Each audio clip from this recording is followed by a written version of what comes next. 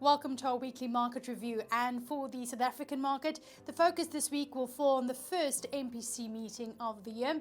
Not surprising, the SARB is expected to hold, so the focus will fall on the bank's accompanying forward guidance. Most investors seem to expect the first rate cuts only in the second half of the year, but there are several factors that play into this: the performance of the US dollar, the price of oil, and the Iran's ability to stage somewhat of a recovery.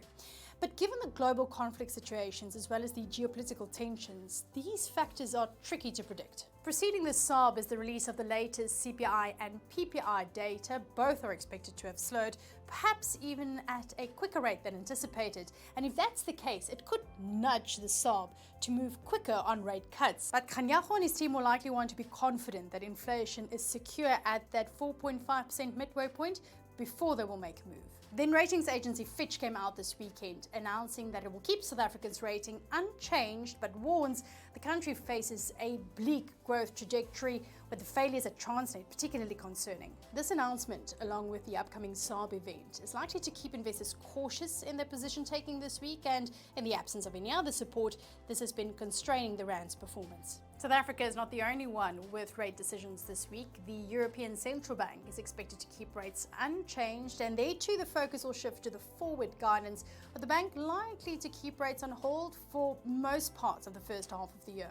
And then there's Japan, and although the central bank is expected to keep rates unchanged on Tuesday, it will likely start laying the foundation for policy normalization, and this has the potential to rock the global financial system. You see, to reverse Japan's disinflationary trend, the central bank kept an ultra-loose monetary policy, and this sent Japanese investors abroad looking for better returns, and they spent trillions in markets abroad.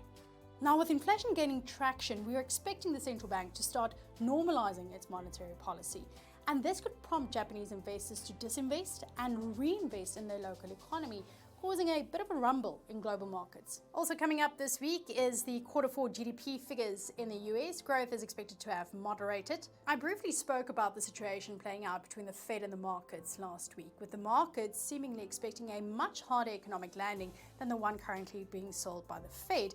And for this reason, their rate cut expectations are vastly different. Global PMIs will also be released this week, which will provide some indication of the state of the global economy while providing some nuance to the warnings of a broad-based global downturn. That's it for the week to come for the markets.